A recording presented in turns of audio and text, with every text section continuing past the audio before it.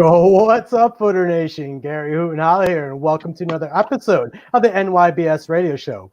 But we have a very special episode.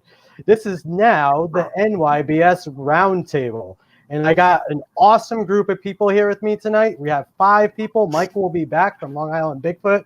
He had to go take care of some things, but he will be coming back.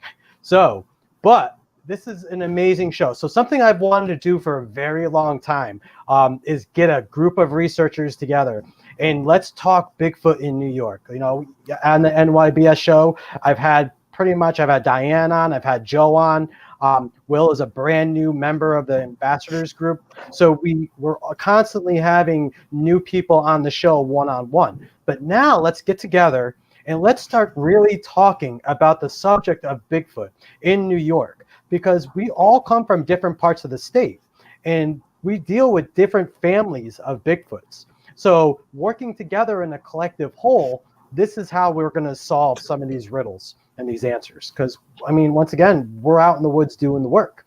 So I am super stoked. Welcome, everyone. What's going on? Welcome, guys. Hey. Awesome. So what we're going to do to start off the show is, Mike will be on from Long Island Bigfoot in a little bit. So we're going to go one by one. I want them to introduce and get to know your researcher. Okay. And most of you already know me. I'm Gary. They call me Hootenholla. I'm the founder of the NYBS, the New York Bigfoot Society, also the Tri-City New York Paranormal Society. And, you know, I've been a Bigfoot researcher for about 12 years, a paranormal person for 26 years. Been on National Geographic Channel and all those TV shows, if you don't know. And I'm just a boots to the ground guy. I'm in the woods doing the work, and that's pretty much what I do. Joe, tell us about yourself. All right. Hey, I'm Joe Snyder. I am the founder of the Western New York Bigfoot Research Organization.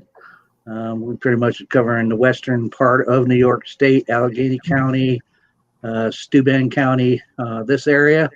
I'm now a proud affiliate and NYBS ambassador, and I'm going to be working with Gary on some really cool Bigfoot project coming up. I'm real excited about it too.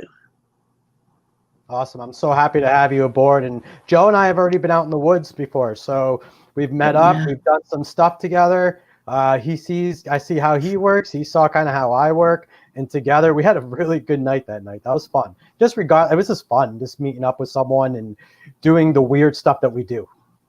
And finding some weird stuff. It was weird that night too, though. There was some weirdness in there. Lots of weirdness. All right. Diane, tell us about yourself. Hi, I'm Diane. I'm from Dutchess County, more in southern New York. We have a lot of action down here. I find that the Bigfoot is more into the neighborhoods and areas where a lot of people are, which I thought was strange, but I'm glad that they are. So I've been following that. I have a few research areas that I check constantly, and I have a lot of activity. So it's been really exciting down here. Dutchess, Putnam, there are a lot of Bigfoot down here. Awesome. So. Yeah, and I call you the queen of gifting. You know, the things I see that you do and the things you get back, I'm like, man, like it's amazing. It's absolutely amazing. Yeah. They are very generous with their gifts. But I think it's a form of communication with them also. So that's what I'm trying to establish even more. So we'll see. Awesome. Yeah. Will, tell us about yourself. You're the newest member. How you doing, guys? My name is William Cabero. They usually call me the Hunter Man upstate. I'm an avid outdoorsman. I teach a lot of survival classes and outdoor skills, from prepping to survival to tactical, everything that you can possibly think of. I've always been fascinated with, the Bigfoot world. And, there's so much that we can learn from each other and teach different skills. And but one of the things that we want to also do, and what's going to make us different for all, is that we're going to actually separate fact from fiction. We're going to show the many variations of what we discover, like in tracking and stuff like that. what is the track, and there's so many telltale stories about it. I'm also certified in search and rescue. I've been an outdoorsman all my life. I hunt, fish, trap, everything else that goes along with it. And I want to bring a lot what I can onto the table, from old technology to new school technology. So I'm just proud to be here and part of this team. It's my first time, and I hope we can gather the best information we can to show the world. No, that's awesome. And having an outdoorsman like yourself who is trained in all those things, it's an awesome asset. You don't even know. Like you say, like, we've already been behind the scenes looking at different tracks, and things like that. And it's you got to have these people in line that understand this stuff. You got to once again, for everybody out there, Footer Nation, the NYBS is a no nonsense team. All right, they'll tell you, like, I'm a no BS person. So when we get stuff, when we show you stuff, it's stuff that has been backed up by a professional. All right, and what I mean by a professional, either an expert in their field of photography or videography, someone like Will, who's a tracker, who knows tracks, who does that for a living. There's a lot of times we make mistakes in the woods, and it's okay to make mistakes. We all do it. All right. But at the end of the day, it needs to be backed up by, what we're finding. If I have a paranormal thing, I send it to Mike from Long Island Bigfoot. He's the paranormal Bigfoot guy. So once again, these people understand and are professionals. Not, I hate to use the word expert, professionals in their field of study. So where my field of study is communication, coming up with communication ideas, coming up with new technology. I'm a tech geek, but these are the things in animal behavior. And these are the things that we bring to the table. So awesome. I'm super stoked. All right, let's get to work. Are you ready? Everybody, meet your team. Yes. This is the NYBS ambassadors. All right. How you doing? What up? All right. So first subject that we're going to be talking about, NYBS Nation, is Bigfoot. Now we're coming into the winter, so Bigfoot wintering grounds. Do they migrate? Do they stay in the same area? All right. What kind of areas are they roaming? Are they roaming from state to state? Are they roaming from PA all the way up to Vermont? Some people think that. They really do. Other people think they go the opposite way. Some people think they stay in the areas that they're in. Okay. Some people think that they just migrate a little bit they follow the food sources. So let's get on this topic, because once again, we're in the winter now in New York. We're only going to be talking about Bigfoot in New York. That's it. We're not going outside of New York because we live here. So let's get to the topic. So, Joe, what do you think about Bigfoot in, like, what do they do in the winter, you think? Well, you had to pick me. Okay. Well, I think, and I've always held, and right now, I'll be totally blunt.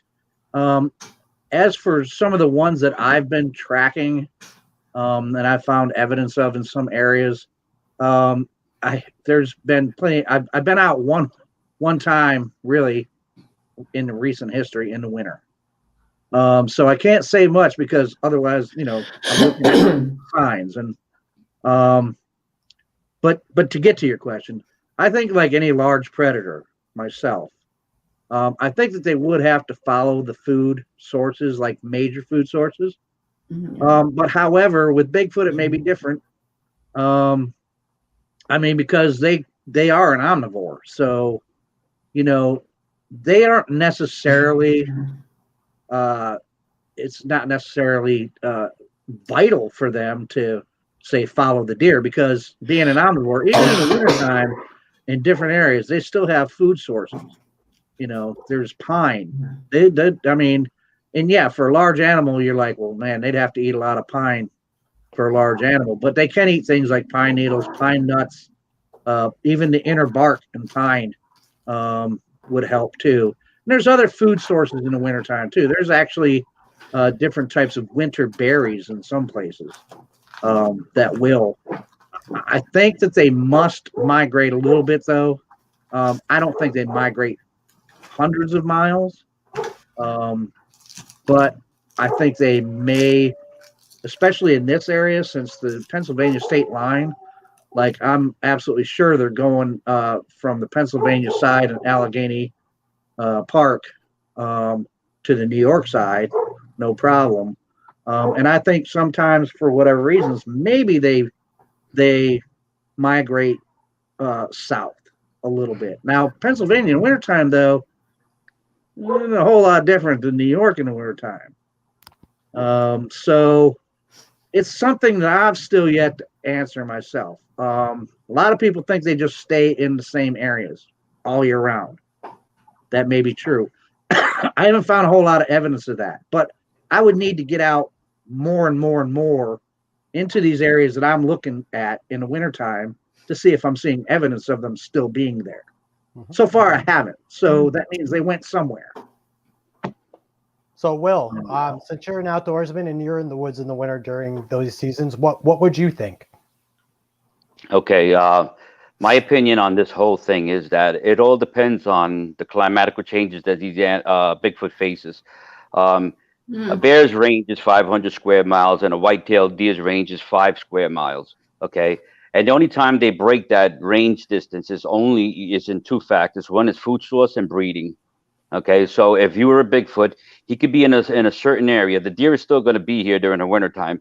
And actually, the more the snow is, the better, the easiest for them to catch their, deer if they have to eat, But I also based on changes of the foliage.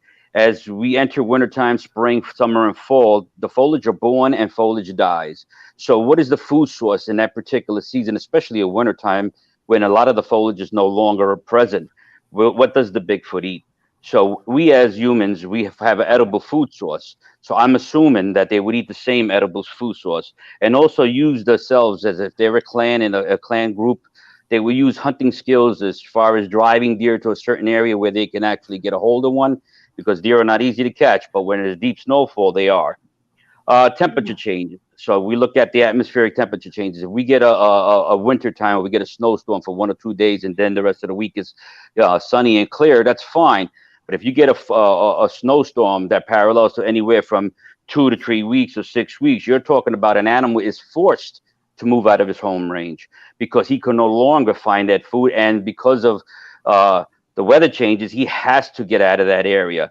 Now, I study a lot of wildlife. So just like there are subordinate species and there are different type of species that live in different areas and different levels of the mountain terrain. So as we know, like the white-tailed deer, you have lowland deer, which eat on farmland. There's consistent food around in the local areas, bird feeders, whatever it may be, eating hemlock boughs and browsing on pine buds or whatever it may be. But then how does the mountain deer survive? Mountain deer is way different from the same living conditions as the lowland deer. That's not the same. They have to adapt to a harsher environment, which their sustain of their food source is way different. So my theory on the Bigfoot is that they will stay in the general area. They don't need to travel as much because there's abundant amount of food source, whether it's your local garbage pail or roadkill from a highway, or local fish from a stream that get trapped in a frozen pond. They can break the ice. There's many ways for them to feed, but just like anything else, if you run out of food out of your house, you got to go to the grocery store. Well, if the Bigfoot can't find food in that area, he has to venture out of that area. So this is something that we have to find out and distinguish and determine later on down the road. What's their behavior during the seasons, and and under stressful levels, how do they adapt to that environment? Because every environment is different. As a survivalist in the woods, we have gear and equipment.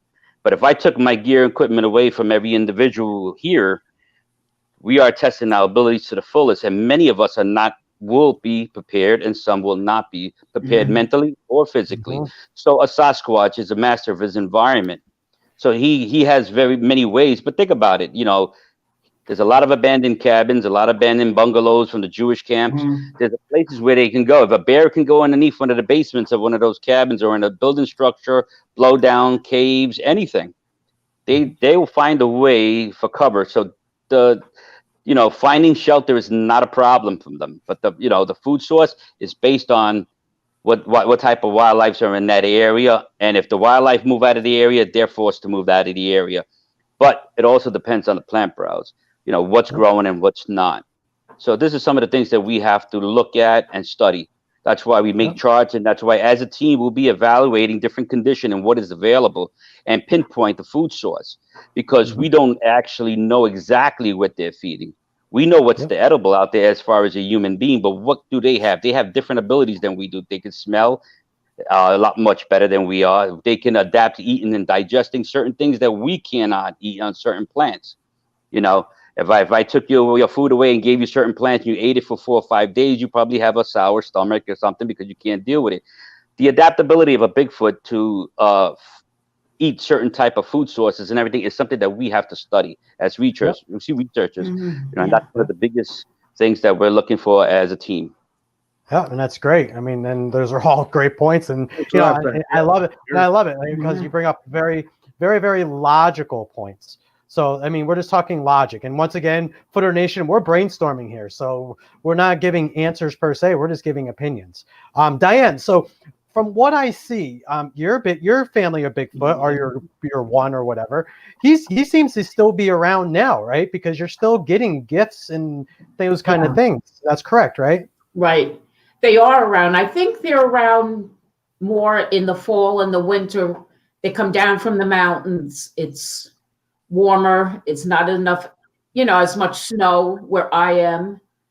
And I'm more in the valley. So they come down there. But I always wondered if they hunt and they store food for the winter, like a lot of animals do.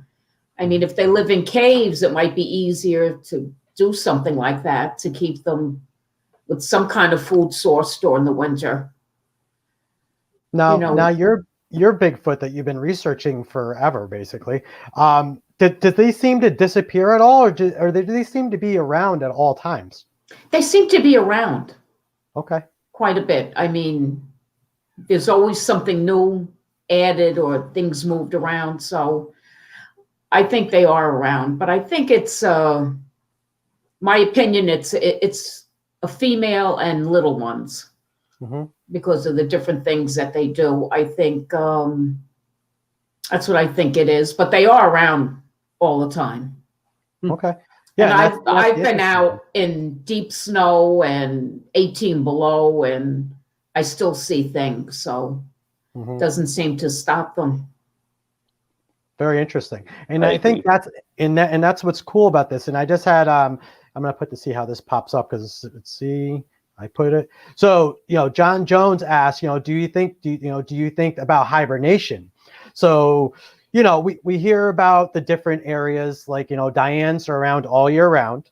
Okay, I can tell you from my point up in the one research area I have in the Adirondacks. As you know, the Adirondacks are my stomping grounds.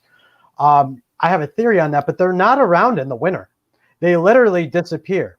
But here's the catch. If I go 15 miles away, 20 miles away in a different direction, I have found, and you can go up on the page, you'll see some winter tracks that I did find. I don't think it's the same family, obviously, I don't.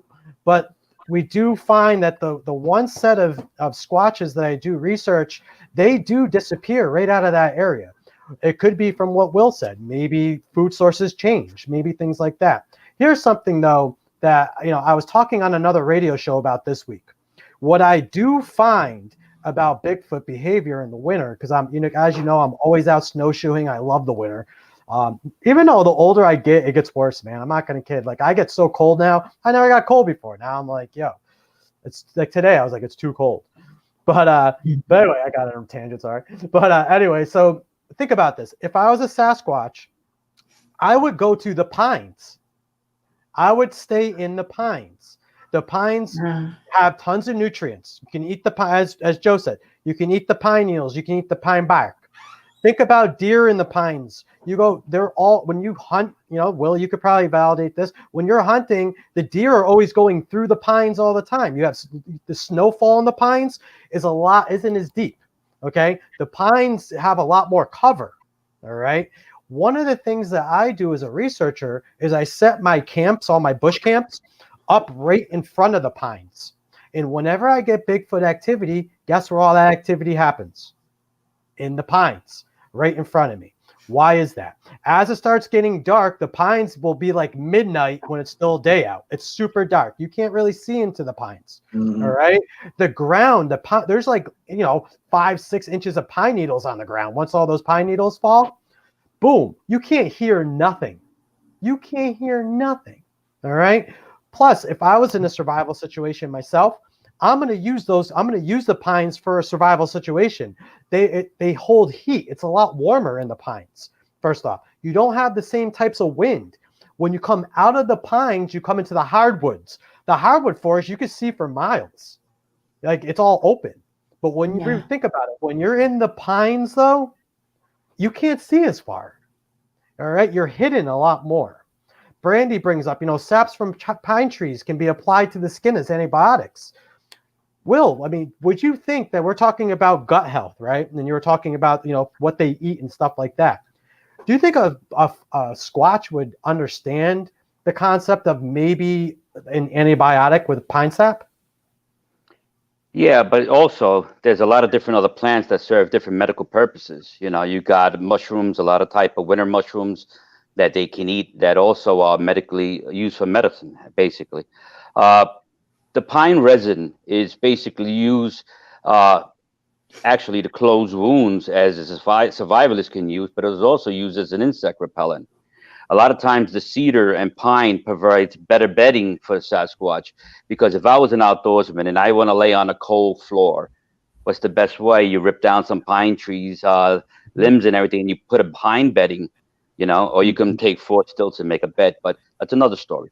But the thing is, a Squatch of his size and magnitude would want a better area to lay down. He might drag some pine, stuff into a cave or into a shelter area and make a bedding. People have found nests.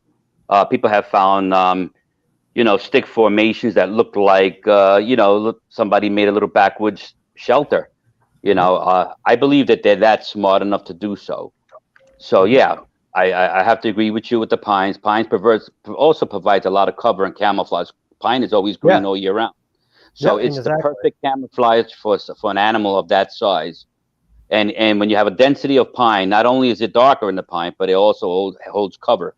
So you can walk through an area of pine, you can only see maybe approximately 2 to 5 feet from you.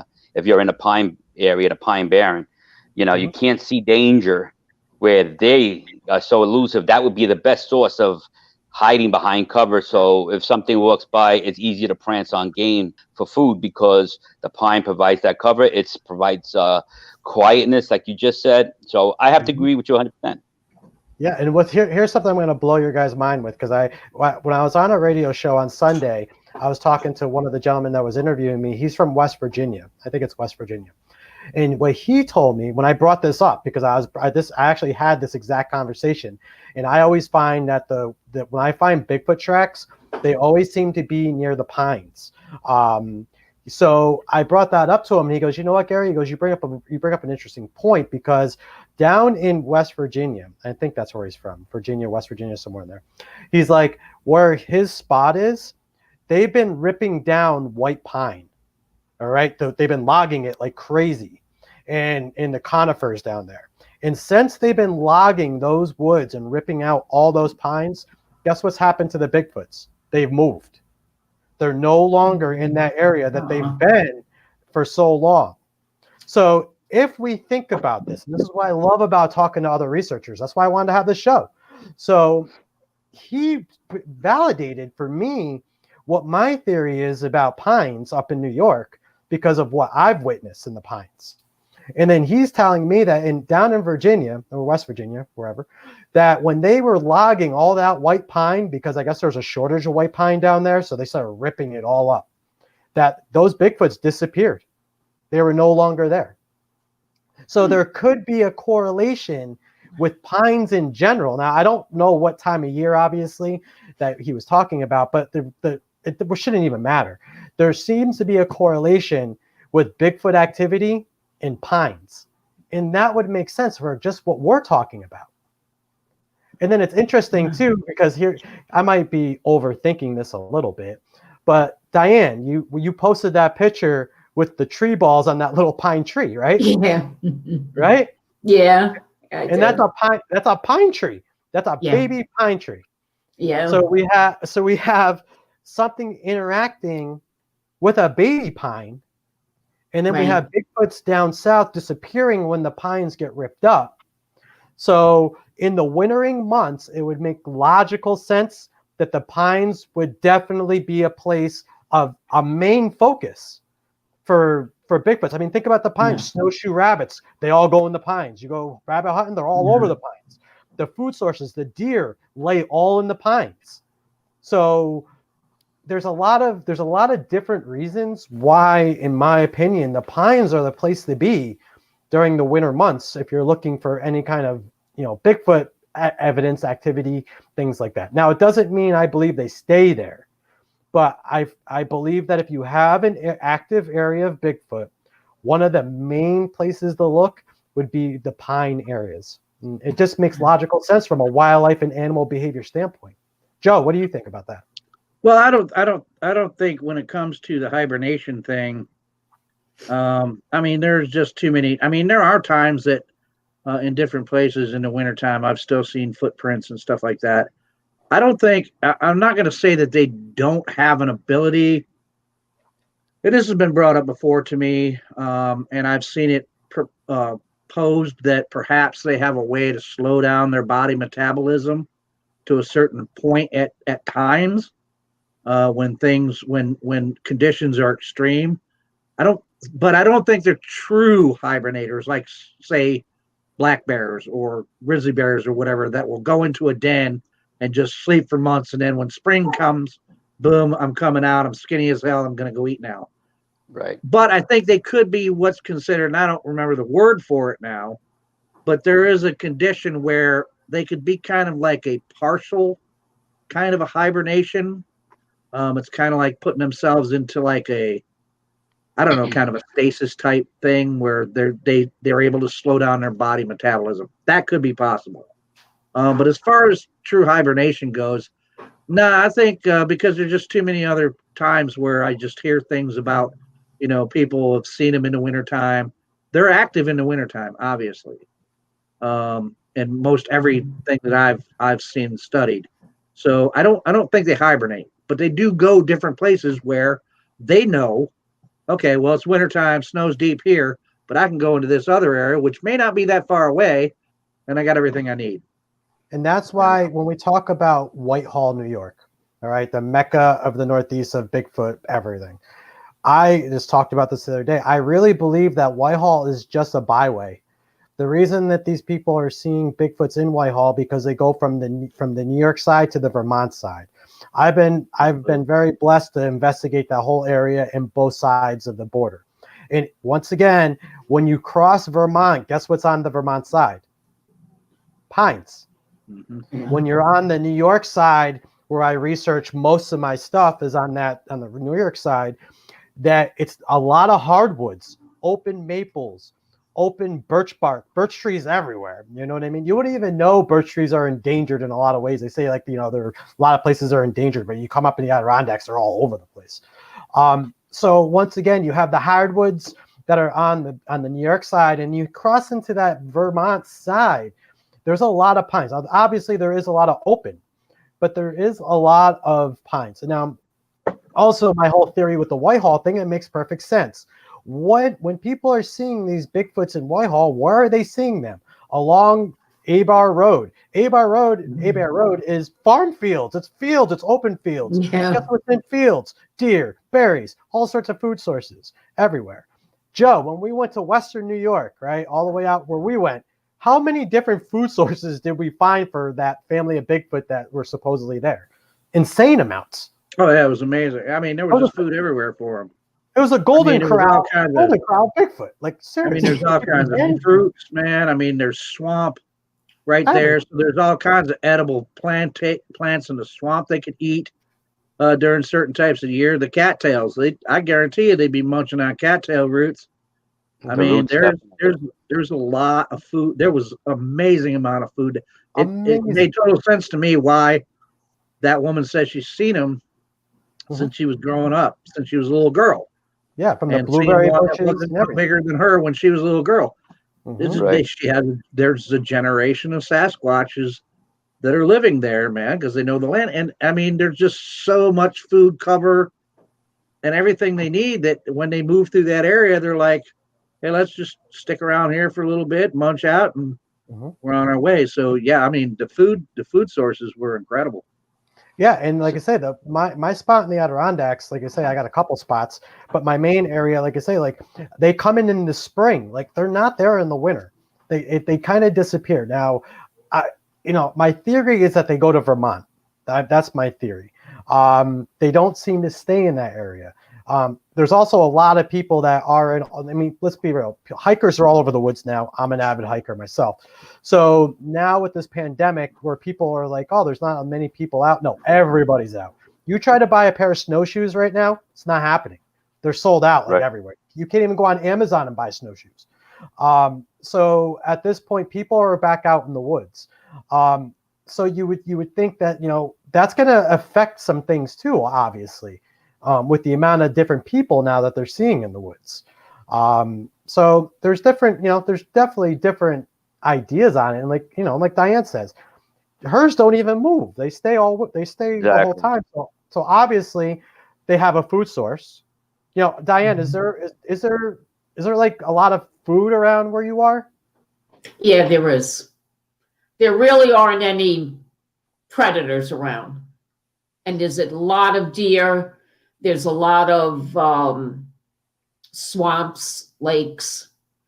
So there's always animals around. Yeah. So, I mean, you have that food source. Footer Nation, Mike, what up?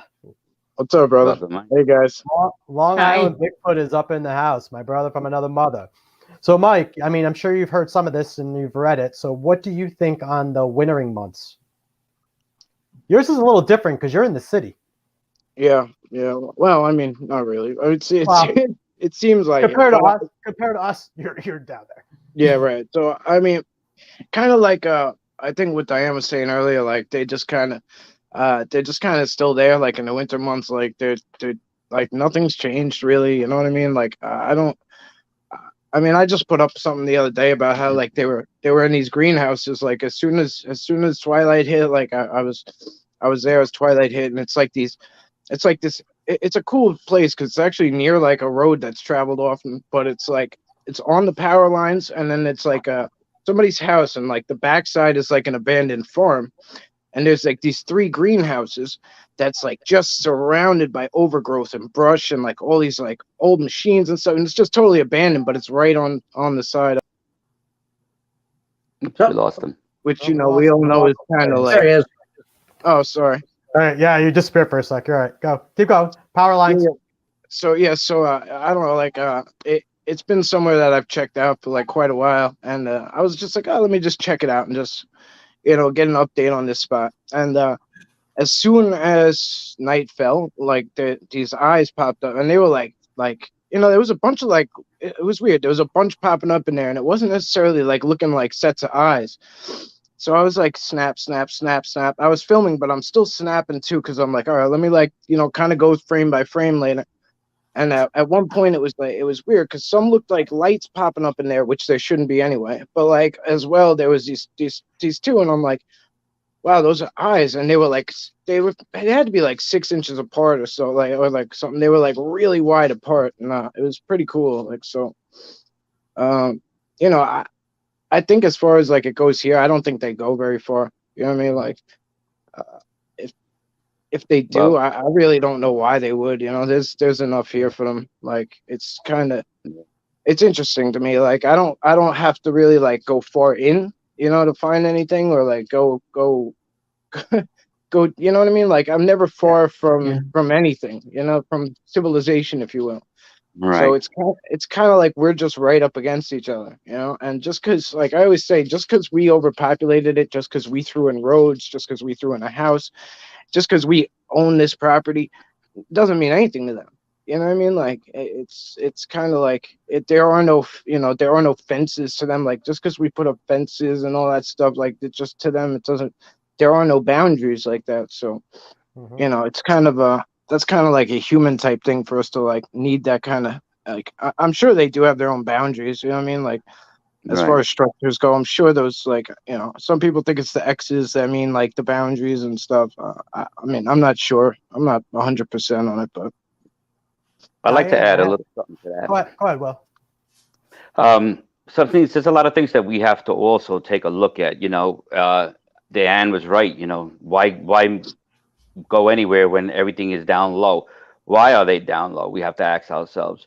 Fortunately, if you go and look at the elevations of these mountains and the terrain, which we have to log down, I've noticed a lot of Bigfoot researchers don't do that. They're too so confined in finding a track and not paying attention to the environment and studying and figuring out how can we put ourselves in the right location to find the right source of information.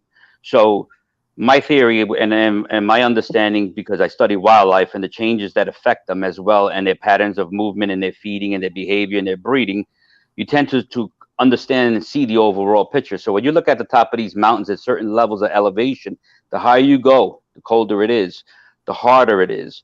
And when them top of the mountains hit up with a large amount of snowfall, it become ice packs and they get very dangerous. If you're a Sasquatch of that size, he doesn't want to be up high, but he has a risk of getting injured. He has a risk of making it harder on himself to even find food. He has to come down low no matter what. He has to get out of that area. So he's going to stay low, and he's an opportunist, which we tend to forget about. He can go behind somebody's house and steal a chicken. He can take a dog or a cat.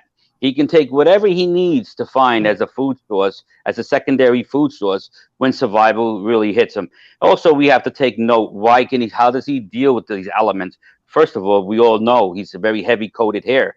So his coat, summer coat and winter coat might be different.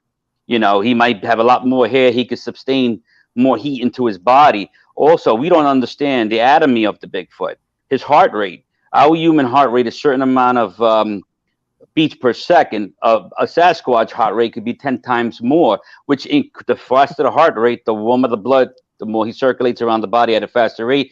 That's why he gets cold tolerant. He can deal with the cold. You know, we have to look at things like that. You know, their overall health will determine how they deal with, you know, their surroundings. But when you study wildlife and you see deer, I'm going to use example. Everybody knows what a white-tailed deer is, correct? But if I told you there's 26 subspecies of whitetail, you'd be like, wow, I didn't even know that. But think about the deer's behavior. During the off season, the summertime, you'll see deer here and there. But the bucks are never with the does. They separate themselves. Sasquatch couldn't be in a separation. They could be like rule to themselves individually, but come winter time, they would clan up because they need each other as a source of survival. One gets water, one gets food, one gathers material. They can work in a social order. What is their social order? We have to look for evidence of that, and that's will determine on their behavior and what they're doing. As many times as a tracker, everybody tends to follow a track in the wintertime forward. I don't. I go backwards. I want to know where they came from. I want to know where their last food source was. I want to know where they were denning, sleeping at. So why am I going to go forward and keep jumping them as I'm tracking them and chase the ghost? Because he's going to be out of range. He's going to horseshoe and backtrack and see who I am. And I can actually pose a situation where I can actually be attacked because I am moving aggressively towards him and he doesn't like that. That's why he's going further out. So if I'm going to look for a Sasquatch and I find the tracks, first I double back, check everything, and then I'll horseshoe and circle perimeters and mark. Because a lot of times they'll go to a certain area and jump off that trail. And then they'll come back and then double back and just sit there. And then you're just walking by, following this track. They're not paying attention. And guess what? Beam, he's got eyes on you. You know, even camp preparations in the mountains, when we camp out and prepare in the mountains, we have to set up some kind of alarm perimeter because while we're there, they're going to investigate us. So why chase them? Let them come to us. Sometimes, like you said, we'll talk about that in another segment of different communication levels. But Diane was 100% right. Mike's 100% right. And Joe's 100% right. The whole thing is they're not going to go far unless they're forced to do so by Mother Nature. So there's a lot of things. As researchers here, we're going to gather more information than most people would expect to do that. A lot of people say, oh, well, that's overkill. No, it's not. You want to study the animal, you have to become just like the animal. You know, anybody can hunt a deer, but to pick one animal out of a dozen animals and hunt that one animal, then you become successful in that hunt is enhancing your skills. This is what we do. We pay attention to what we study and what we enjoy. And this is why we want to bring this to the table and we're together today because it's very important. Sorry about that. Did you guys go please, in? no. This is what we're here for. This is what we're here for. Absolutely. So Yeah, before you're we go into the next subject, Diane, I have a question. So John asked, do you find prints? Do you find prints in the winter in your area? Yes, I do. I do. Okay. I find I'm not a good outdoors person, so I see a lot more than I really don't know what they are. They could be a print, but I do have, there have been a lot of prints, fingerprints. I could see it in the dirt by the rock stacks. They move things. I did get that one big print I casted it last winter. awesome. And I see it in the snow. I see their tracks in the snow. That's what started me looking around, was when I saw that in a bad winter. I mean, that's And awesome. yeah, and they do travel along the power lines by us. Every Mhm. area I've seen them with, the power line is not far away. Mhm. So that's how I think they get down from the mountains back and forth. But I think for the winter, they stay in the valley. Just looking for something real quick. They're fun. Yeah, and you'll hear me say, I call the power lines Squatch highways. Yeah. That's what I call them. Same thing with the railroad tracks, Squatch highways. Yeah. If you're in the power lines, if you're in the railroad tracks, you can easily duck out right off. I mean, you're walking fine. Right. Boom, there's woods. There's always stuff around that you can Right. duck out and never even know that you're there. So, Yeah. and it's a path of least resistance, something that large. When I see people like, oh, they're crushing through. No, they're going to take the path of least resistance. They're not going to get Yeah. into a lot of the thick stuff. So, Mike, before I switch subjects, I mean, that's great, Diane. I mean, that hope that answers your question, John. So, Mike, before we go to the next subject, as the paranormal Bigfoot guy, and I love this. What do you think? So, it wouldn't be so much like a winter thing or a seasonal thing for you. Like Mhm. here we are talking about seasons. Yeah. For you, what would your theory be based on your experience? Because that's your wheelhouse. I'd say maybe like if I mean, this is coming around on like my year, like, so like of researching, like I started last winter as far as like full on doing this. So I mean, I found that they were pretty active, like but they maybe perhaps weren't like harder to find. Like maybe they're a little slower, I guess, in the winter. Maybe there's a little less energy, perhaps a little less just energy to grab from. Like in the summer, like I'll find them like soaking up the sun, like at certain times of days. Like I know like early morning, they're kind of like I don't know, like kind of like in their nests, if you will, like their little kind of like chill spot areas. Like I hate to say that, because like this has become such an elusive creature to so many people, but like I've found them kind of predictable. And I don't think it's for any other reason than that they've let me in. You know what I mean? Because there are some areas I go and it's like it's just dunce cap mode, like I'm clueless. But then I go to other areas and it's like I get the answer to everything without even trying. You know what I mean? It's almost like here, like they want me to have it. So, but I do notice that they do love to soak things up, like the sun, like I think that has a lot to do with the energy from the power lines. I think there's a lot to gain from that. And as like energy type beings, I believe they have a lot to do with the light spectrum. Like they travel the light spectrum, and they're able to do things like that. So I believe that they have a lot to gain from those types of energies. I think all Native Americans say, I think the way they say it is like they like their effect on our technology is like, because they travel a light spectrum through vibration, which like affects our technology and stuff. Because I mean, I try to do live streams often, and like when they're close, like it's like I have a perfect feed, but like all of a sudden it'll get like choppy and stuff. And I think that has a lot to do with their their vibration that they give off. Like I practice Reiki. I think a lot of you guys know, and that's big on energy. And it's just something that I've learned kind of connects with them a little bit. So, but as Awesome. as far as winter and goes, that's what I love, because Yeah, I think they might just be a little more lax in the winter, perhaps. Like, Yeah. Cool. No, and that makes sense from that standpoint. So, and that's why I'm glad that we're all together. You know what I mean? Because look, I mean, Footer Nation, look at you got different people from all different backgrounds, and guess what? We all get along, and we don't even argue. It's okay. I'm a little bit of all the right. oddball, but whatever. I live with it. No, you're not. We're all odd, dude. We look for Bigfoot. It doesn't matter what we look for. Bigfoot. Come on, bro. Let's be real. So you can't. You're crazy just even mentioning that shit. Pardon my language. So I just want to answer one more question because we got some good questions, and I don't want to leave these people hanging. So Loretta, she asked, she goes, my previous backyard was a few hundred feet from the kosher chicken slaughtery / butcher place in September and October used for a religious ritual. She said, that is the time my tenant saw Bigfoot crossing into our yard.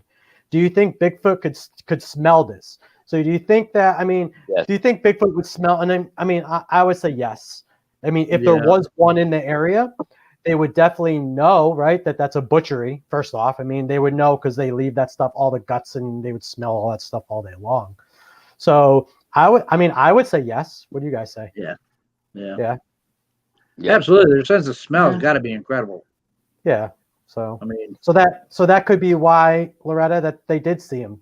Because at that point in time, there happened to be a Bigfoot in that area. If the Bigfoot would know, and they would, because they're scavengers, that they would know that building hosts chickens and a slaughterhouse and stuff like that. That's easy pickings for any scraps that may be all over the place, if that is a thing.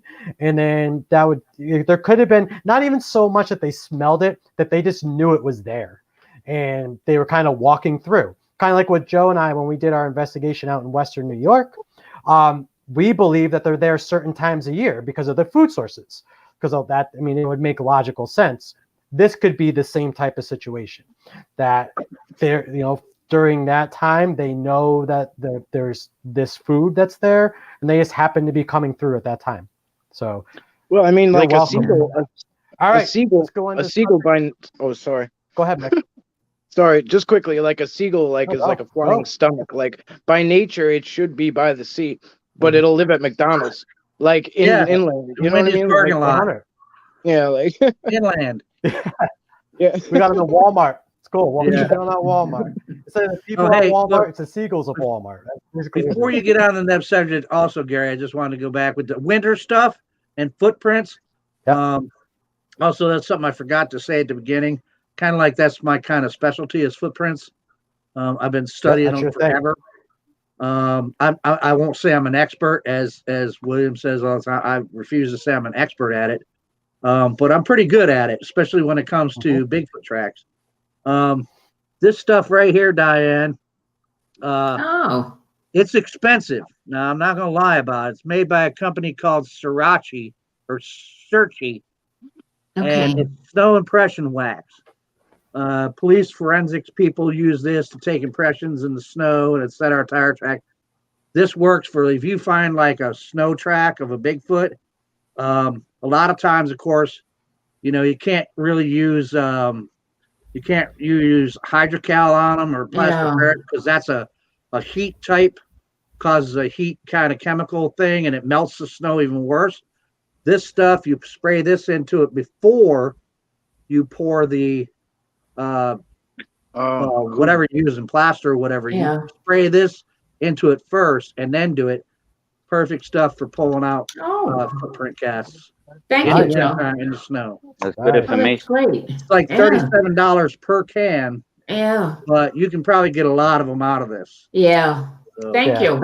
That would last forever, that stuff. So, I mean, you would think the amount of that's cool. So, what we'll do is later on, we'll put that in the comments. We'll put what it is and things like that. Yeah. Joe, awesome. Thank you. Seafooter Nation, this is why we do this. We're all learning. I didn't know that. So we're learning something new. For sure. Yeah. All right. So, round table. We're at 50 minutes. Do we want to tackle this next subject, or do we want to just continue finishing off this subject? Whatever you want to do. Let's play football. Let's tackle it. Let's go. You guys good? Are you guys good? I'm good. I'm good. Right. So, Joe, ready? I'm gonna have to get another beer, but so we're gonna give you two subjects matter. It's all right. All right. Yeah, I know my coffee's running low here. So, all right. Joe, let's go on. So Joe has a subject he wants to talk about, and let's get right to it.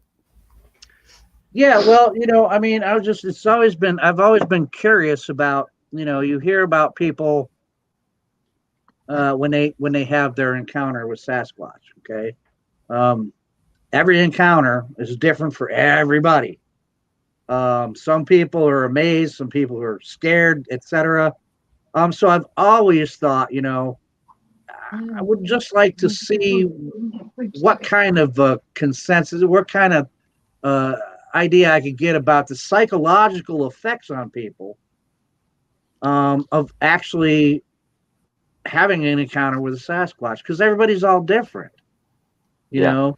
And it's like, especially when it concerns now people who were skeptics. Oh no, there's no way anything like that exists. And then they go out in the woods one time camping in a remote spot, and all of a sudden they see one. And now they're confronted with, holy crap, man, there's no way this thing exists, but I'm seeing one. So what's that psychological effect on them? Lots of people.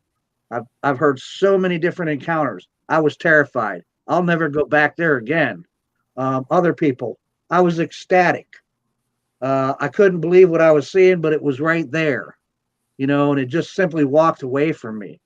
I mean, I know what I know what I felt the first time I ever had any kind of vindication. Now, when I was a kid starting out doing this, I I was a skeptic, although even back then, I mean, I got to kind of say that I leaned on that, yeah, this could be possible, but always there's that little part in your mind thinking, am I really chasing a myth?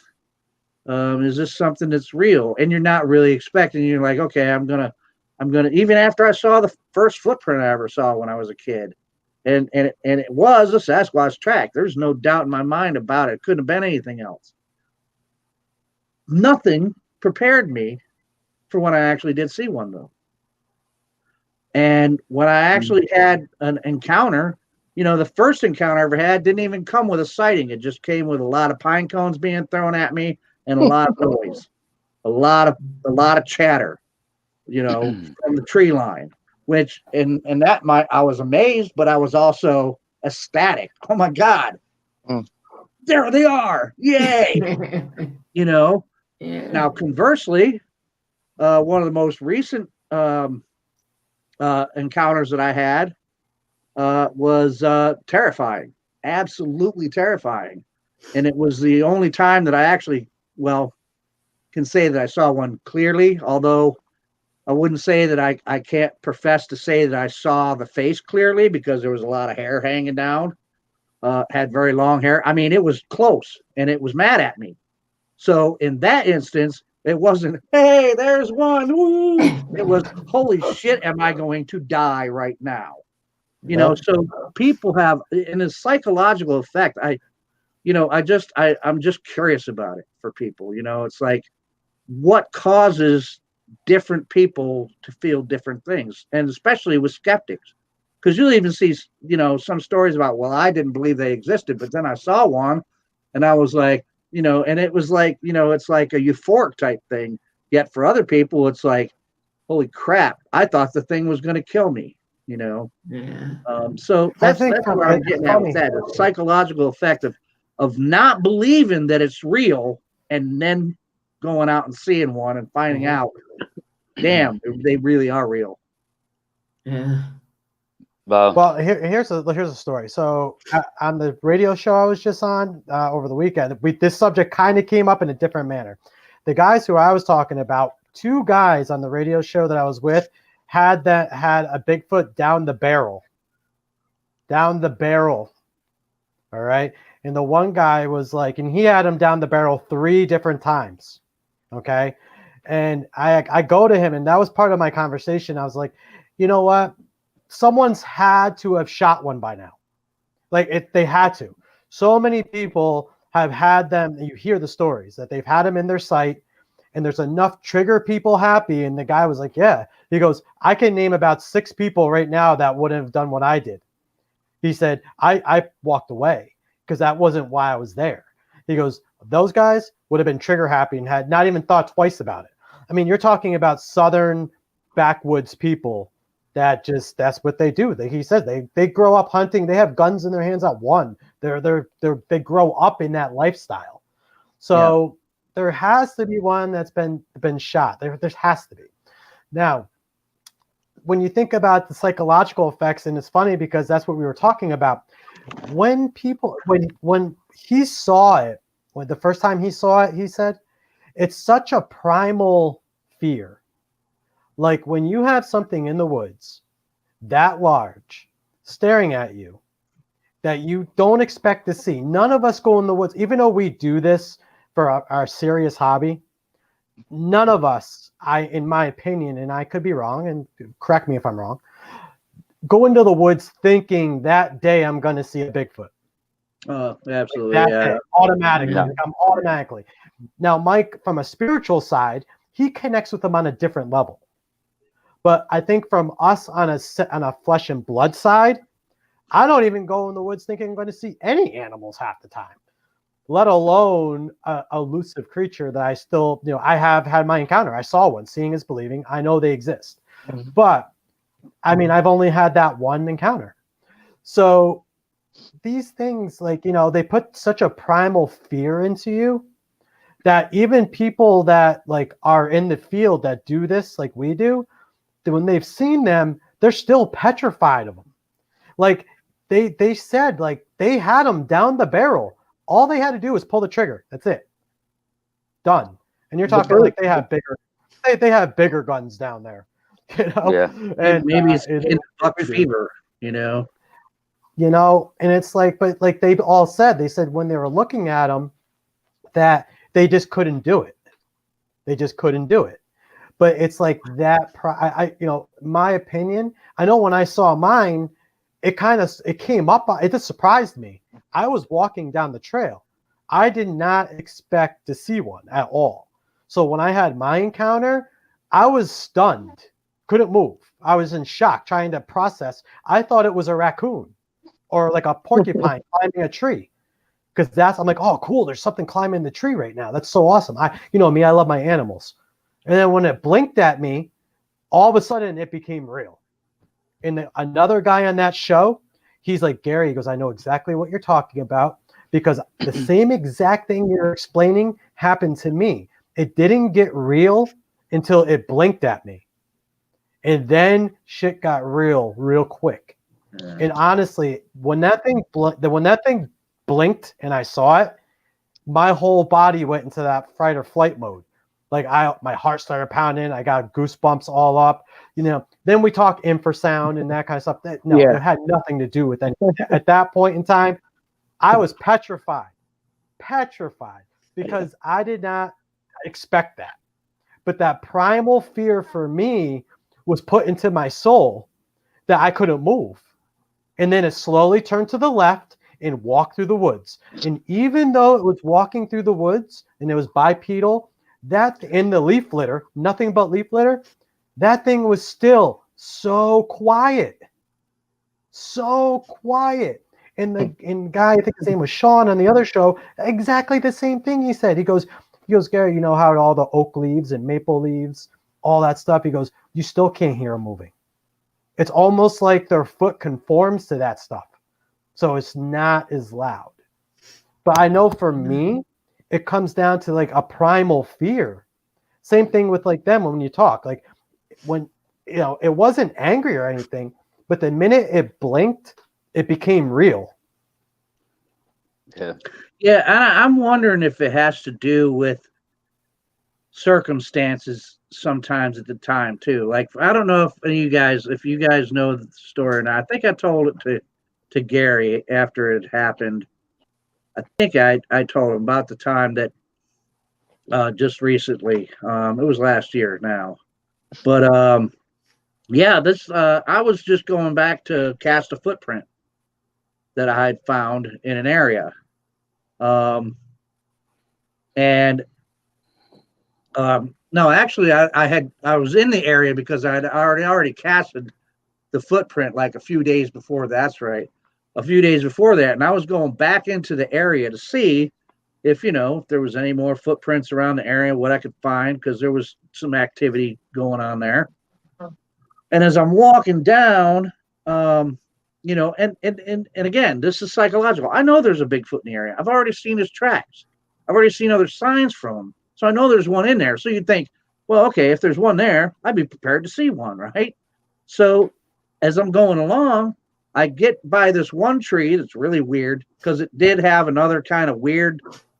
I have to attribute it to Sasquatch because it's a hardwood tree, and there are no pine trees anywhere near it. I mean, there's pine trees in the area, but there's no pine trees right next to this one.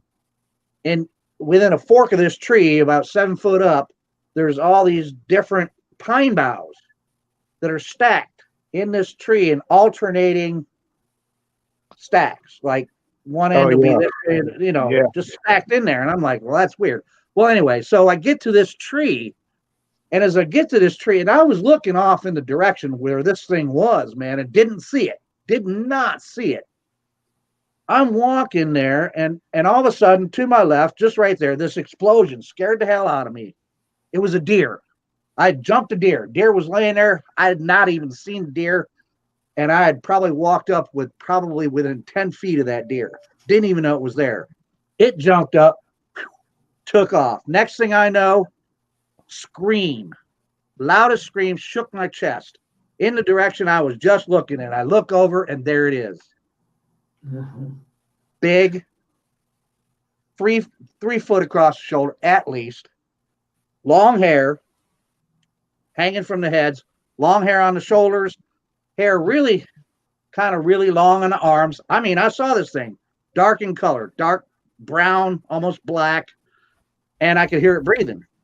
It screamed, and it had, and the thing that really got me was at the same time that it screamed and made me look over in that direction, this big piece of wood hit that tree with all the pine trees, all the pine branches in it. Hit that tree like right next to my head when it screamed. Jeez. It was mad, right? So I'm looking at this thing and I'm thinking, and now see, we discussed infrasound, right, Gary, before? When I had an infrasound with one, I didn't see the one that caused me that infrasound moment. This one, there was no infrasound to it. It was just that he screamed at me. He threw something at me, letting me know that I'm upset. And I'm figuring William probably can kind of identify with this, being an outdoorsman, me jumping a deer. This thing had to been stalking that deer. And he was very upset that I had ruined his day. That's the only thing I can figure out. And it was huge. And it screamed at me another time. And that's when I was able to be like, okay, I'm just walking slowly. I didn't want to take my eyes off it, but I had to. And I was terrified. I'm thinking right now, Bigfoot researcher, found in woods, grizzly death, Because that's what I felt. I felt the first time I felt I didn't see them. So I'm wondering if it's the circumstances. First encounter I ever had, I didn't see them. They just threw pine cones at me, made a lot of noise. This one, I was like messing up his day, and he was obviously, he or she, I don't know if it was a female, could have been, I suppose. I didn't see breasts, but I saw lots of hair, and it was bad, so to me, as I'm a Bigfoot researcher, man, you think, man, that should be like, people would be like, oh, why didn't you get any pictures of it? I'm like, are you, what are you kidding me? Oh yeah, I just had to scream at me, throw a big piece of wood near my head, which was a warning, because if it had wanted to hit me, I think it would have hit me square in the head. Right. Yeah, no, I mean, it would. Diane, so your Squatches, like, have you ever had the encounter with your specific family down there? Diane? No. No. So it's like I've heard them, but I've never seen it. I did see one. I took a picture of the woods one time, and I do have a picture of one in the tree. Okay. Holding onto the tree. But psychologically, I mean, I was always thinking, I know they're a big animal. They could be dangerous, but I never really think I took that to heart, because my very first experience was no big problem. Right. The time that I actually did see one up close like that, and he wasn't that far from me, scared the hell out of me. Yeah. And Yeah. so that just proved to me right then, and that's really what put me in the mind frame of, okay, they are not just big cuddly freaking Right. Wookiees, Yeah. man. They're not Chewbacca's, man. I always Yeah. say that, Well, and people. I my- get yelled at my- all the I time. don't think I ever really took it to home until that moment Right. that You I know, could have ended up dead. Mhm. And I can You know- guarantee, Gary, you said something about it being real quiet. It did let me leave. I did get to a certain point to where I felt comfortable enough to turn my back and just not run, but I double timed it back to my Jeep and finally got back to my Jeep. I did not hear a sound behind me at all. No crashing, no crunching, nothing. But I can guarantee that thing followed me all the way out to see where I was going to my Jeep. Now, when I look back, I didn't see a damn thing, but that doesn't mean anything. He's probably standing right in the trees and Yeah. watching me the whole time. Yep. But psychologically, I'm just wondering how some people. You get what I'm saying? Yeah. Am I making myself clear? Yeah, Like, yeah. is it the Yeah. is Yeah, it yeah. the circumstance? Is it Yeah, just the Right. I believe that a lot of sightings affect everybody differently, you know, and you know, it affects everybody's mindset in a different way. In my case, you know, you're talking about 25 years ago as a kid up hunting one area. Fortunately, there was too many hunters of where I was supposed to go. I decided to hunt up on a pipeline, some power cables that go up in a mountain only because that area was cleared out. So I figured there's woods on both sides from the power, lines and the towers, and the poles. So any deer that come out, I would have a chance of getting some meat that day. And I sat there all day, didn't see nothing. Started getting foggy. It was a misty rain. I says, you know what? Time to pack it. It's getting late. I started coming down, down the hill in the mountain. As I'm working my way down, and just getting a little bit darker, and I got this little eerie feeling, you know. I turn around, I don't see nothing. I'm looking at all these poles, utility poles, going up the mountain. I don't see nothing. I keep going down. All of a sudden, I just felt this weird feeling. I turn around and I look, and I see a black figure behind one of these poles, and it was peeking at me, and all I could see was a face. So I had a 3006 Savage Model 110E. I had the crosshairs on 9 power.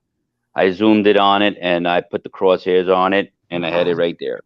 What I saw was eyes and brown eyes. I couldn't make out the face because it was getting dark. I had to make a decision. Should I or shouldn't I? I thought it was a bear. I said, well, if I tag it, I get a nice bear. But I said, you know what, leave it alone. It's dark. But as I looked at it and it looked at me, I said, wait a minute, the eyes are too close. You know, a little bear is a little bit higher up, turn it up a little back further. And I says, what am I looking at? You know, and kind of spooked me. I just put down the scope to take another look, and then it wasn't there. I put the scope on, and it was gone. I turn around. I says, wow, it's getting dark now. I got this goosebumps on my hairs and my arms raised up. I says, let me just get out of there. I got out of there, and as I walked down, all down below was a lady who owned the property that allowed me to go up there. She says, did you see anything? And I told her, yeah, I don't know what I saw, but I saw something. She goes, yeah, I know. I see it all the time. She said, so what was the first thing that came to your mind? And I said to myself, leave it alone. You know, I figure whether it's true or not, to this day, I would always say, I didn't see nothing. Until I see a body present, I'm going to be a firm believer. It's not that I'm not in denial. It's always in the back of my head. Was it or was it not? But out of respect for it, I wouldn't take it. And you know what? As a hunter, I'm not going to lie. You know, if I seen one, I wouldn't take it. You know, to see one would probably be something special and something with so much value and so much respect. Especially even with wildlife. I hunt deer. Don't get me wrong. I pick an old deer or a certain deer.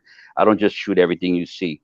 You know, I have a lot of respect for nature, and I think that's what, you know, drew me to that decision. But it's years later, you know, you're talking about 30, 40 years later. Now I'm 53 years old, and here in the back of my mind, I can never forget that day. You know, was it not? I can never, you know, no. But I took a ride one day, and I decided to go where that little notch was on the pole to the branch that was in a tree next to it, and figured it. And believe it or not, it was a little over 8 feet. So I don't know if it was hanging on it. Maybe it was a bear cub. I don't know. So I can't validate it is or isn't. But what I can say is, if it is one, and if I do encounter it again, I'm just going to leave it alone. I'm more fascinated to find out its existence and what it's all about. Was it a spiritual thing, as many people mention? You know, like the lady, when we talk with the lady many a time, she says, sometimes I think they're spiritual. And I say, why do you say that? It's just because spirits and things like ghosts or whatever can leave tracks, but they never leave scat. So, it's a possibility of what she was saying. But as if you talk to a Native American Indian, it's part of a spiritual thing as well. We can't define or distinguish what is and what is not. We can't say it exists and it does not exist. I don't want to sound like a crazy person and whatever, but until I find definitive proof, I have to keep myself blank to say it doesn't exist yet until I see the proof. But in my heart and in my mind and the dreams that I have sometimes as a kid, I can never forget that day. And it gives you like that real deep inner feeling. And I think that's why when I go teaching survival classes, I got a whole team of 30 guys and a whole bunch of tents and circles. I wind up always taking the night patrol. And I can go, and I never camp out with the campers. I always camp out deep in the woods by myself. And I walk around, everybody sleeping, and patrol the area. And people say, why do you do that?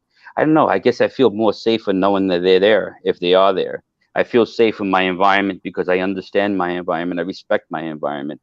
I feel like a ghost in the woods because I train myself to believe that, because I study, tactical and, everything from you name it, I've done it. But the sense of nature and respect, it's nothing like it. And when you spend a lot of time in the woods, it becomes a part of yourself, your inner feelings, your inner soul. That's what brings us together here. It's not just the Bigfoot, it's nature. It's us as a community, as people being together to find out an answer, the truth. But how we go about it, it's going to be different from everybody, because we're going to do things that other people make mistakes on. And what they don't do, we're going to try different moves and different methods to all our stuff. I'm not going to say anyone here is wrong or right, because just for sometimes, even in my own research, every time I think I got the answer, guess what? Nature proves me wrong. Because I learn something every day that I'm in the woods. Animals teach you something every day. Study the game. Just because you hunt or do something with an animal, or you study that one particular animal, it's never the same. Every animal is an individual animal. They all have different personalities. They all have different patterns of movement, and we'll get into all that later. But as a Bigfoot research, we want the answers, and we got to do what we have to do to find the right answers by working as a team and looking at mistakes we make, as well as evaluating things like when we talked about winter and snow, the track, you see a track on a heavy snowfall the day after snowfall. As long as that temperature is cold, that track is fresh. But if the temperature ranges 30 degrees, 40 degrees, that track is now a wider track. It's now more deeper inset. So that temperature change from 2 to 3 hours ago on a track changes. So a lot of times researchers from these TV shows don't look at the overall of what's going on with the environment to distinguish that track changes. Was it affected because of the rise and fall of humidity or temperature? So what do we know if that track is actually a fresh track or not? One of the things, I have a method that a lot of guys never probably heard of. I have a tendency of taking tin foil with me in the woods. And what I do is I lay tin foil over a track, and I put dirt on top of the tin foil, and I leave it there for at least an hour. Then I pick up a little spoon and I take all the dirt off. When you take that tin foil, it leaves the track indentation on that tin foil. I take a photograph, I measure it and everything. Now, here's the thing. When you find a track in your area, you log it down, you get all the information, because when you go back next year or the year or following year after, if you find another track, you want to compare 2 years ago, that track from 2 years ago with tomorrow's track, to see if that's the same species, if that's the same individual. Is it the same, pattern of the feet structure, on all the way the contour of the feet is the same thing. When I tell a hiker and a camper, when we pull over, we're going to go hike into the woods, I take my girlfriend, I tell her, let's take the mat off the car floor, put tin foil, I want you to step your sneaker in it and real hard, and then take it out, and I want you to sign your name. My name is such and such. This is my track in case I get lost, and leave it on the dashboard of your car. That way, if you get lost and a search party has to find you, they know what track you have on your shoes, and they know what track to pick up and follow that one track till they find you. So some of these methods and techniques can be used in the Bigfoot field. And I got so much to show and so much to try, and that's what we do as a team of researchers. And you know, I'm being honest, I have my experience. I block it out like I never happened. You know, I know in my heart what I saw. I could have made history. But it wasn't worth it. And I had told a friend, and a friend told a person that was a researcher they wanted to go to the area, and I says, no, I don't want nobody bothering it. If it exists, leave it alone. If we're gonna study it, it's one thing to study it, but not to harass it. We want to research, study, and learn about it, not go out there and start destroying its environment and having 50 million people driving through the woods. And you know, when do we find a point of respect for nature? Now you got these Bigfoot shows that they're showing everybody hunting them with guns and everything. It's ridiculous. Why would you do that? Such a elusive, special creature, or an animal, or a human, whatever it may be. Don't you want to learn about it, communicate with it, respect it? I'm sorry. That's why whatever data I collect belongs to Gary and belongs to this team, and it stays with this team. It doesn't come home with me. This is what working together as a team is all about, and that's what I'm here for. No, it's awesome. See, I've heard that before, what he said, and there's other people that they see them, they, you know, and people that were skeptics, and then they do actually see one, and then they like block it out. They're like, nope, I didn't see that. So what is it from one person who sees one and says, man, I saw one, and wants to find somebody to say, hey, I believe you that you saw one, and somebody else who sees one that didn't believe they existed and goes, nope, didn't see that. I didn't see that. But I don't think I would be worried about what people Diane? if they believe or not. It's within myself, you know, within myself. My feelings in my heart of what I do in the field, out in the woods, it's something that I do for myself. This is what makes me want to do more and understand everything and learn as much as I can, you know. And that's like what Gary does. And, you know, if he's out with his friends, he's like he says, you know, he don't get into the topic. Somebody talks, he'll talk a little bit of it. But you know what? It's something that he feels within his heart, and this is why he pursues what he does. And this is what brings us all together here. You know, it's something that we're going to work with differently than most people.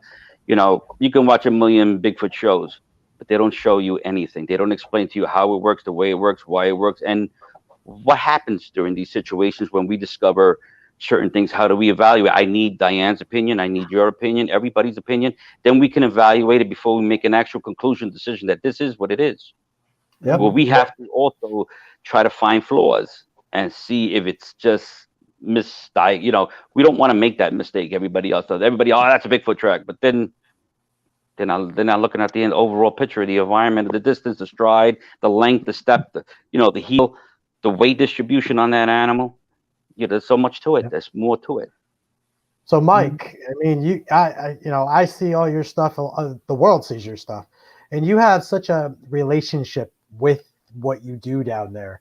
So, tell us about like your encounters, because yours are a little bit different. I know sometimes you said that you don't see them at first, but then when you go back and look in your film and things like that, you see them. So, tell us about like your journey and how that works. Just to double back first, real fast. Something that Will was saying is actually really something beneficial, I believe. No matter what I've found, no matter what I've come across, no matter what I've accomplished, or however you want to put it, I go out with a blank slate every single time, like fresh, empty. I try to be empty-minded, like you know what I mean, like just almost like a child going out into the woods. Like, I just try to walk out there and be like, "What's going on today?" You know what I mean? Because that ain't my home, that ain't my world. I mean, like, you know, I'm military. I've been, you know, taught all kinds of sorts of things out there. But I tell you, when you get in that world of Squatch, it's a whole nother ball game. And you know, like those woods could be one way when they're there, and one way when they're not. Like it's a whole different. It becomes a whole nother world almost. And you know, like Joe was saying, like my first experience, like I was out there looking for them. I was like I had seen, you know, them in my photos. I felt like I saw them, like bits and pieces, like, oh, there they are, like this and that. And like, you know, when I had that first encounter when he was standing like 10, 15 feet away from me. I mean, I'm gonna tell you, I dropped to the ground, shaking, crying, like in the fetal position, like I think I was screaming like no, no, no, like I just reacted in a way where like it was just like you were saying, like primal fear, like it was not for any particular reason that like I felt like I was in danger, but like my everything just reacted in a sense like fight or flight, like I like it was like flight to the ground, you know what I mean? Like I could like I running wasn't even an option, like it was like just fall, like almost like a bear play dead, but like I couldn't even like do it, like I was like a mess, you know what I mean? Like it was like probably the most like wussiest time I've ever had, and like but I'm not embarrassed of it, like because like it's important for people to know that, because people are like, oh, this is bullshit, like this guy like stands like it took me a long time to stand here like and like it's, you know, and stand, you know, knowing that they're in my presence. It took a while for me to get this way, you know what I mean? And like, you know, I go out daily, like literally, like I go out daily, but you know, it's different for me. I don't always have to go like real far. Like I can go close to home at times. So a lot I can. Shouldn't say at times. I can go close to home. But I don't remember your original question. I'm sorry. But no, I mean, you exactly answered it. Like, you know, that was like how you felt your first encounter. Like, you know, you basically played dead. You know what I mean? Kind of like, you know, that was, and everybody played dead better, but yeah, you know, no, that was it. And it's, you know, and now you have like a relationship. So like, you know, you have your relationship with your Squatches and things like that. And let's end with Diane. So Diane, you have a different relationship with your Squatches, and the fact of you have the gifting. It's like Christmas every day. Like it's like, oh, happy birthday, Merry Christmas, here's 4 presents. Yeah. You give me something back. You know what I mean? Yeah. You're like it's almost like the barter system. You know, so Yeah. you're gonna get a new car one day. You're gonna get a boat one day, an RV. Yeah. But so because your system is a lot different than I guess our witnesses. Okay, because we've all had our experience. So when you first got gifted something, like what was that like? Because I mean, like I say, like that must have been an amazing experience, but like how did you feel? Yeah. I wasn't sure when they left things if I should take them or not, but they left me this coin on a rock, and it was from the Bronx Zoo. It was a picture of a gorilla and a baby gorilla. And it looked just like, you know, Bigfoot looked like. And they left that on a stone for me. And I knew, that's what I knew, who was leaving the gifts. I had no doubt after that. yeah. But they left me so many different things. I mean, they must steal it from people. They definitely take it from, you know, the rocks that they use. They're from all different places. They're beautiful. And they always leave a white rock. I don't know if that's significant for them, or they always leave something like that around. They've left me flowers. They've planted flowers. They've done a lot of stuff for me. That's awesome. How did you feel the first time you actually saw one? You said you had like some photos of some on a tree or something. So when you actually saw one and said, well, I was looking at a friend's yard, and she had footprints there one time. So it was in a lot of deep snow. You have to talk lower. It was in a lot of deep snow. And I followed them, and it ended at a tree. And I didn't know anything about anything. So I said, oh, that's odd. Well, my son was with me, and he just happened to be taking pictures of the track line. And when he did, when I zoomed in to look at this certain tree, I saw it up in the tree. And I have the pictures. I'll post them online when I get home. I saw it clearly, but I made the picture black and white, and I highlighted the Bigfoot in brown so my sons could see it. But it was up there. I heard something walking around behind me. I just didn't realize what it was, but it finally, I guess, jumped down from the tree, and then we saw footprints all over. And in the picture, it looks like it has on its back animals.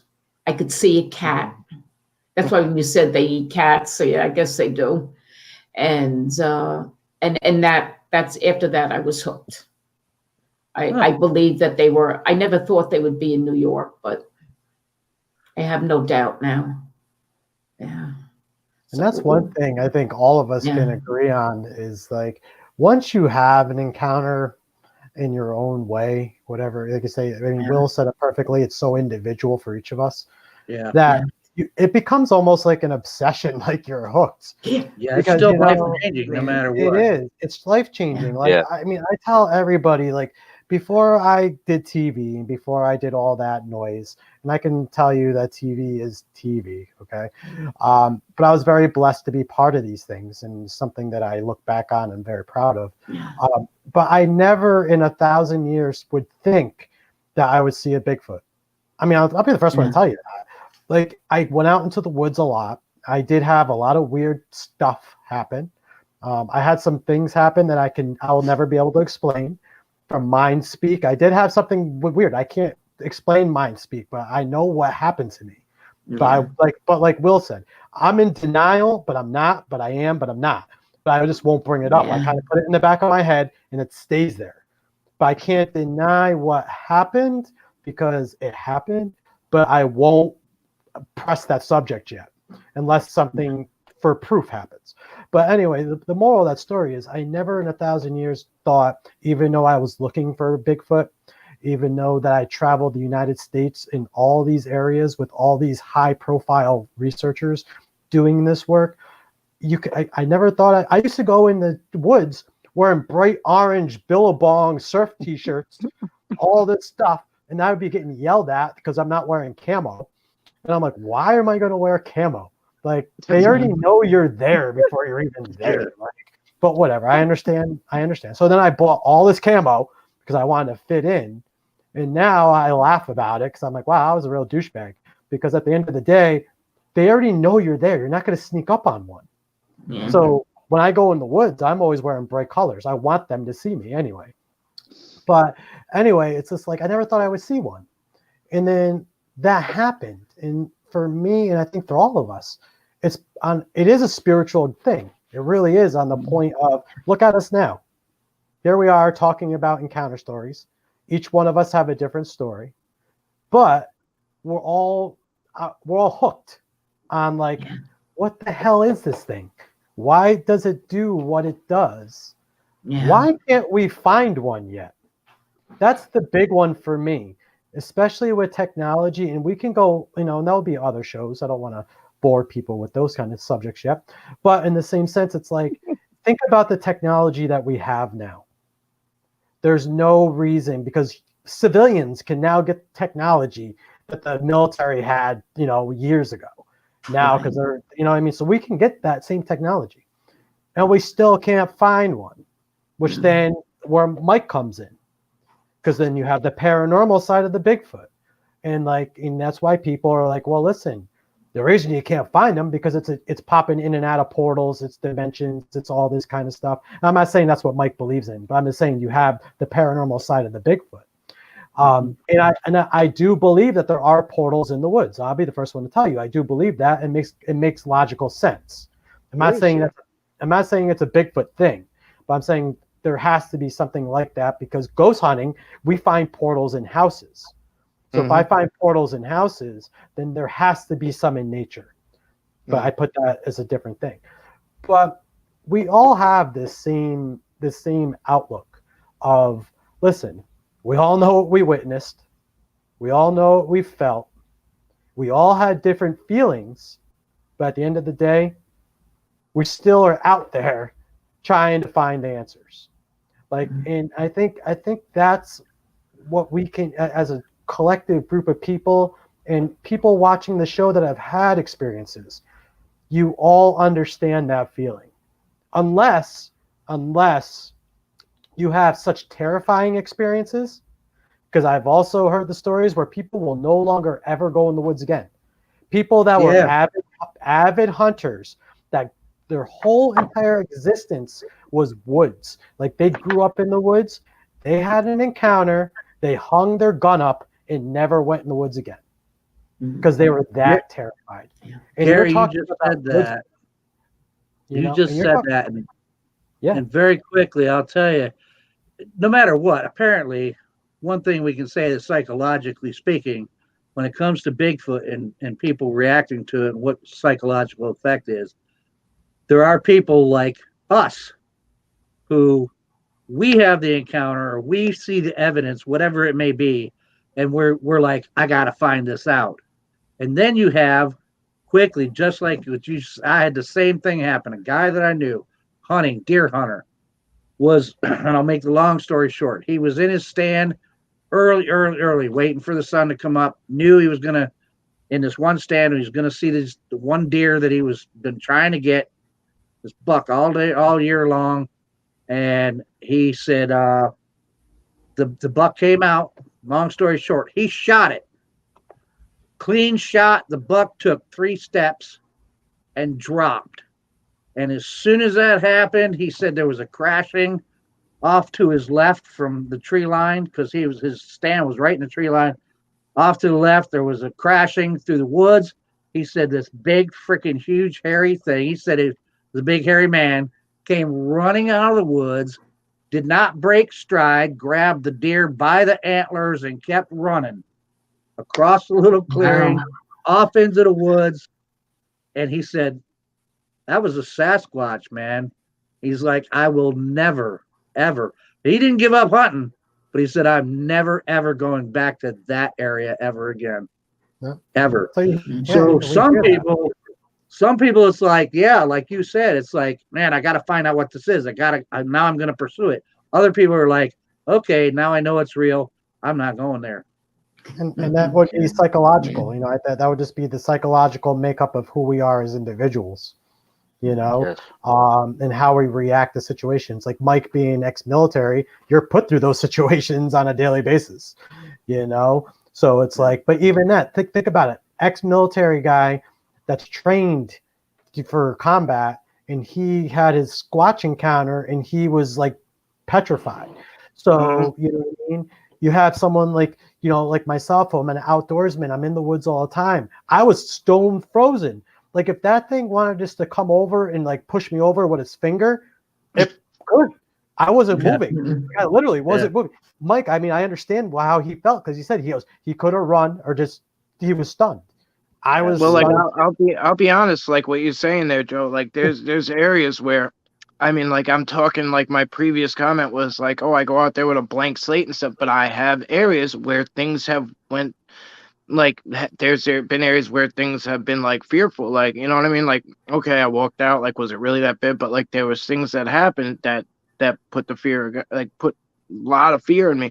And when I go to those areas, like I'm thinking about it on the way there. I'm thinking about it when I'm there. Like they're like those negative and scary things affect you in a different way than like, oh, like that. You know what I mean? Like when you go somewhere and like a positive thing happens, you walk in all upbeat and like optimistic and like happy hearted. But like when something's like when it's usually the night encounters that really, really get to me. Like you lose that sense of sight. You know what I mean? Like your sight is so like limited. And then like when something occurs, like, or like you hear things, like your hearing is so heightened, like you pick up different, like for me personally, I'll talk for me personally, I don't want to talk, but like I it's just like things change for me. And like for whatever reason, I there's like the Pine Barrens is once, and the Pine Barrens are huge here, but like the one spot I go into, it's like it's just something sketchy has always happened.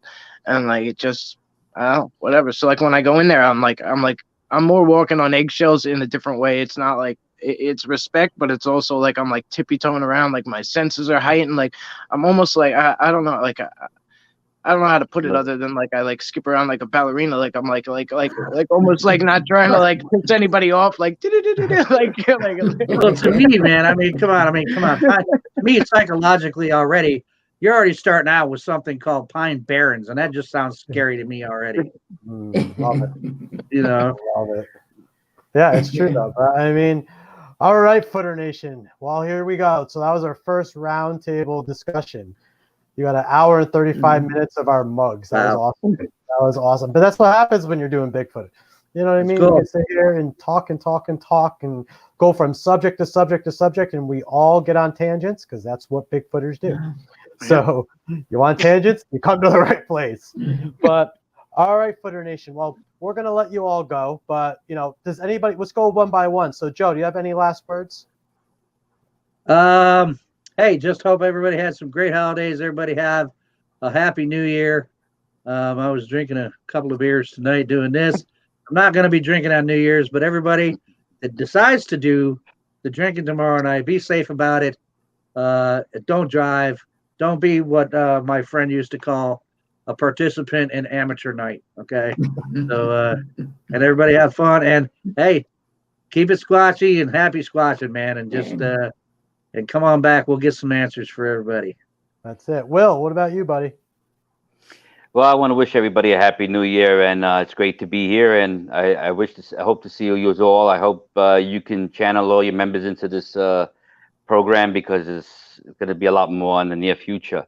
I want to thank everybody for putting their time in, and let's all love and respect each other in nature, and let's keep squatching, and let's enjoy the great outdoors and what's left of our freedoms and our liberties, and let's take care of each other. Stay safe, and happy holidays, guys. Mike, my brother from another mother. What's up, bro? All right, guys. Yes, thank you for being here, all of you. Yeah, this is a bunch of New York researchers, but this is worldwide. Don't think your little corner of the world does not have some kind of interest with this topic, because it does. It might not have hit you yet, but that don't mean nothing. One day is just regular life, and then the next day isn't. You guys know what I'm about. You guys know where to find me.